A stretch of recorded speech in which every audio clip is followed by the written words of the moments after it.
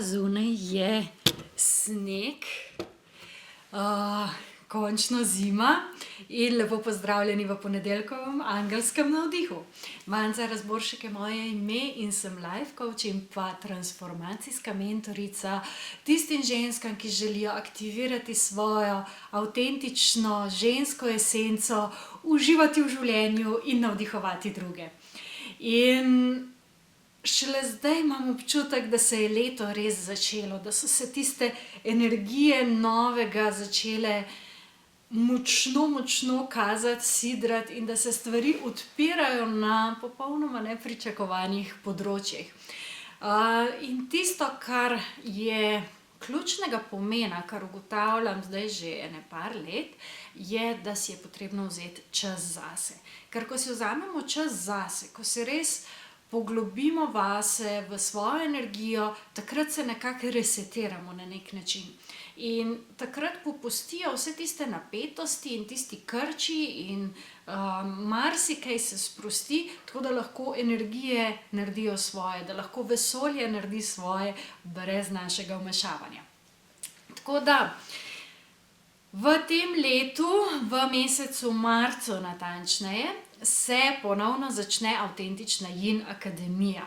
Zdaj jo kar en čas ni bilo, ker enostavno nisem čutila, da je ta pravi čas, da lahko res dam tisto, kar lahko dam.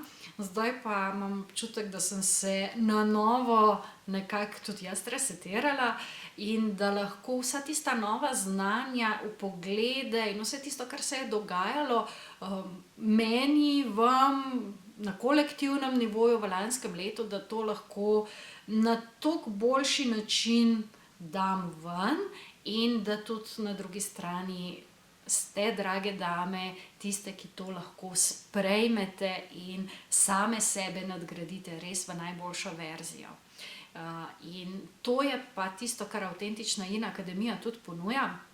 In sicer, da najdete tisti svoj avtentičen izraz, da dobite na voljo vsa tista orodja, vse tiste tehnike, da pridete v stik same s sabo in da dobite na nek način nek svoj, oziroma ne da ga dobite, da ga naredite, svoj lasten priročnik, ko začnete poslušati sebe, ko začnete poslušati navodila svojega višjega jaza, da lahko to potem res začnete živeti v življenju. In da tisto, kar že veste, kar že znate, kar že obvladate pravzaprav, da to res utelesite in da to tudi živite. Tako da to so zelo na kratko, kaj bomo počele na avtentični Yin akademiji, več spodaj v linku. Za vsa vprašanja, ki jih imaš v zvezi s tem, pa me lahko pokličeš, lahko me kontaktiraš in se skupaj usedeva in pogledava, ali je to pravi program zate in tvojo avtentično esenco.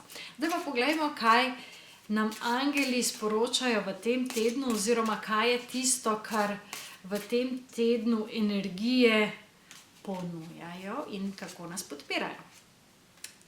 Devetica zraka. Devetica zraka kaže nekako še vedno, drage moje, strahove. Se pravi, kaj je tisto, kar razmišljate in se bojite, da se bo uresničilo, ker smo v letu, ko se te stvari res manifestirajo. Smo v letu, ko so novi začetki, ko je vse tisto, kar smo postavljali do zdaj, končno obrodilo sadove. Tako da vse tisto, kar se vam dogaja, je odraz vašega notranjega stanja in zato je treba včasih tudi nekaj na novo pogledati, resetirati, na novo postaviti. In zelo pomembno je, kakšna je tudi v tem tednu vaša naravnanost, kako razmišljate. Dajte se opazovati, razmišljate, ne da se, ne morem, nočem, težko je, to ne bo šlo in iščete cel kup enih razlogov, zakaj ne, ali iščete rešitve.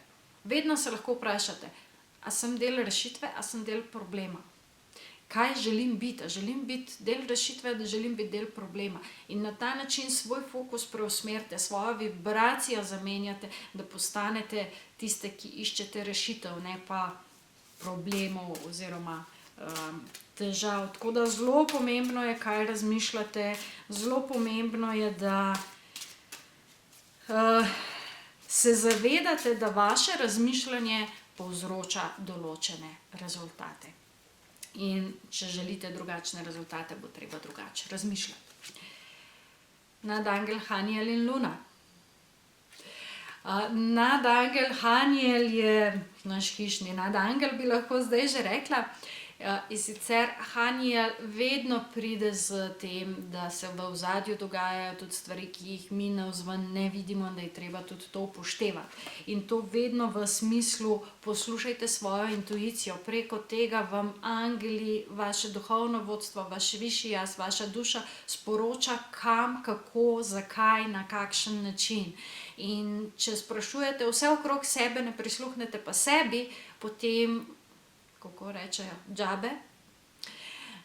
Zato je pomembno, da poslušamo sebe in nadangel Haniel vedno pride spomniti, opomniti, da dajte poslušati sebe, svojo intuicijo, da je potrebno biti pozoren na to, kaj se dogaja v ozadju, predvsem pa, da so vsi odgovori že znotraj vas. In da jih je treba videti in da je treba pustiti, da stvari pridejo tudi takrat, kadar vi nič ne delate.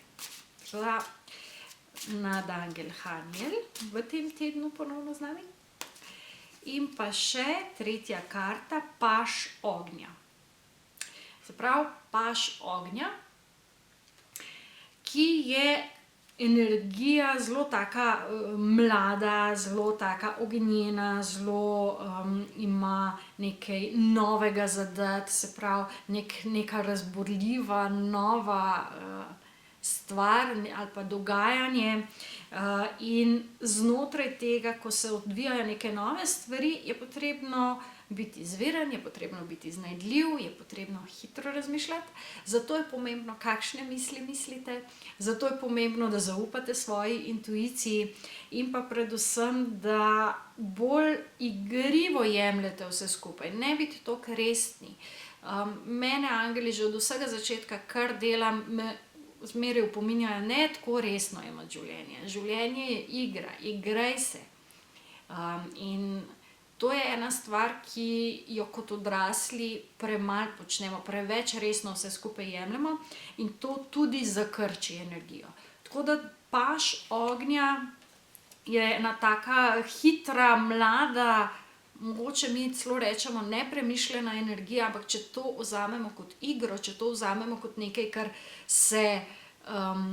kar ni nič narobe, tudi če gre v napačno smer, da to lahko vedno potem spremenimo, drugače postavimo pravila na drugačen način, da je to tudi v redu.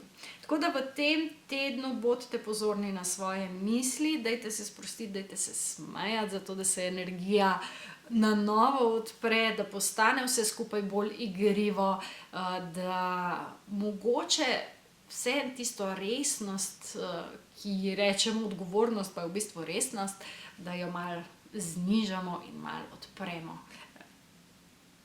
In pomagamo vesolju, da nam pravzaprav priskoči na pomoč tam, kjer se naredi potem prostor. Tako da to je to za ta teden. 21. januarja, to je sobota, je vibracijska sobota, kjer bom predstavila delovanje cvetnih esenc. Verjetno veste, da se s tem ukvarjam, če ne veste, veste zdaj. Tako da pojdite, tudi spodaj na linku je povezava do prijavnice, kjer lahko potem si zagotovite svoje mesto, kjer bom jaz predstavila cvetne esence, Domen Trojer pa bo predstavil delovanje tahionske energije in potem bomo še pogledali, kako nam kozmetika lahko na celostni ravni pomaga, da se nam vibracija zviša. Tako da popoldne v visokih vibracijah nekaj, česar nočete zamuditi. Mi pa se vidimo naslednji ponedeljek. Čau, čau!